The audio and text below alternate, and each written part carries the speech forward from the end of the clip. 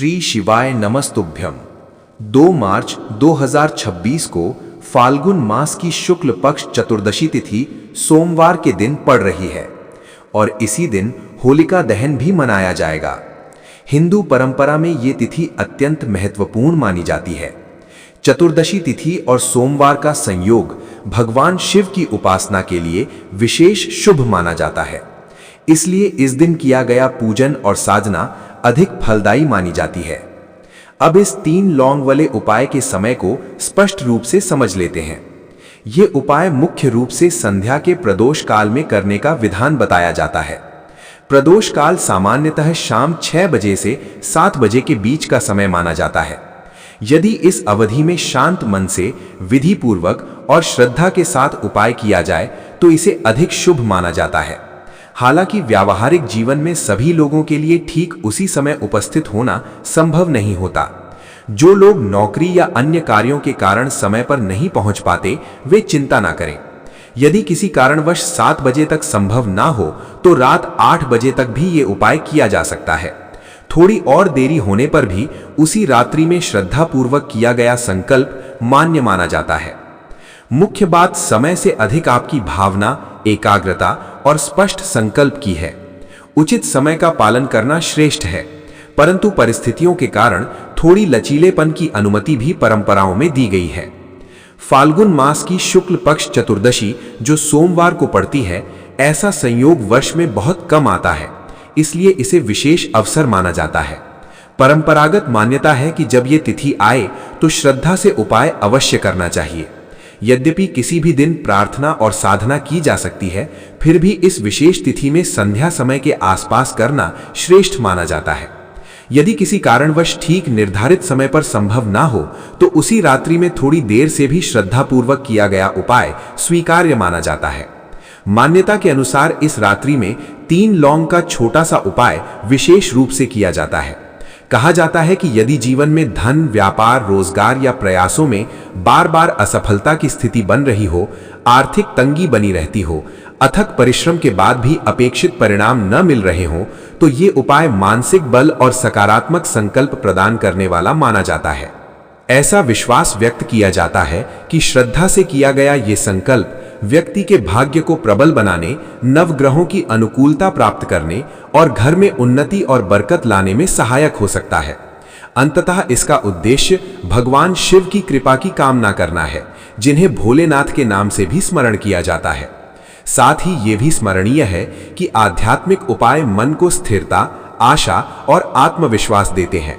स्थायी सफलता के लिए निरंतर परिश्रम, उचित योजना और विवेकपूर्ण निर्णय भी आवश्यक है। श्रद्धा और कर्म के दोनों के संतुलन से ही जीवन में वास्तविक उन्नति संभव होती है। इस संदेश का मुख्य भाव यह है कि श्रद्धा और विश्वास से भगवान शिव का स्मरण किया जाए। ओम नमः शिवाय और हर हर महादेव जैसे मंत्रों का जप भक्ति भाव को प्रकट करने का माध्यम माने जाते हैं।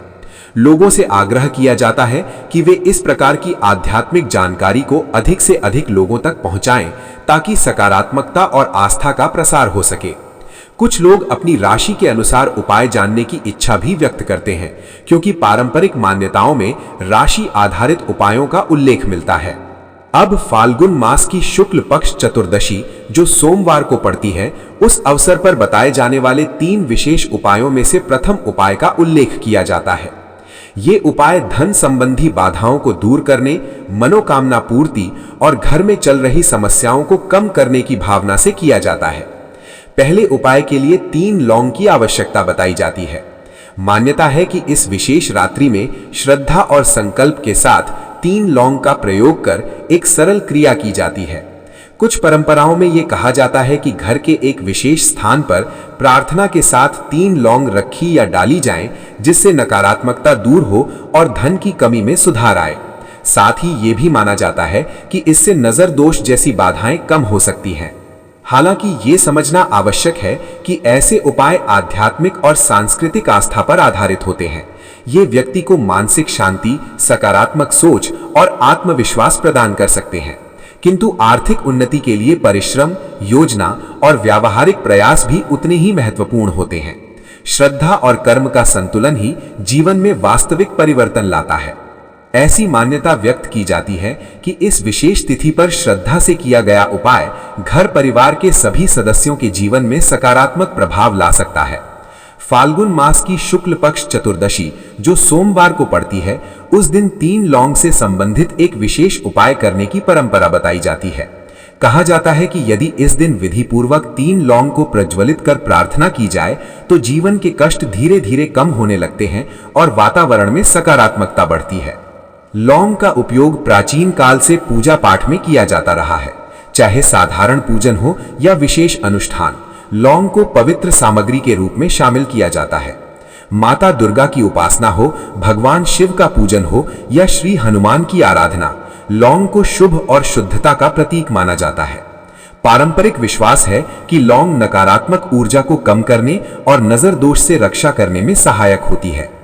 ज्योतिषीय परंपराओं में भी लौंग से जुड़े कुछ उपायों का उल्लेख मिलता है, जिन्हें करने से मानसिक शांति, आत्मविश्वास और सकारात्मक परिणाम मिलने की बात कही जाती है।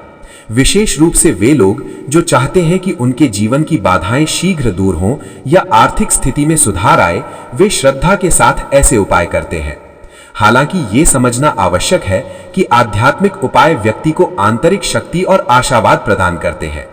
वास्तविक जीवन में स्थायी सफलता के लिए निरंतर परिश्रम, उचित योजना और व्यावहारिक कदम भी उतने ही आवश्यक होते हैं। आस्था और कर्म का संतुलन ही जीवन में वास्तविक उन्नति का आधार बनता है। जब जीवन में कष्ट अत्यधिक बढ़ जाते हैं तो मन विचलित हो जाता है और व्यक्ति स्पष्ट रूप से सोच नहीं पाता। समस्याएं बड़ी प्रतीत होने लगती हैं और कभी-कभी वास्तव में परिस्थितियां कठिन भी होती हैं। ऐसी अवस्था में परंपरागत मान्यताएं ये कहती हैं कि सच्ची श्रद्धा और दृढ़ विश्वास के साथ छोटा सा आध्यात्मिक उपाय भी मन को स्थिरता और आशा दे सकता है।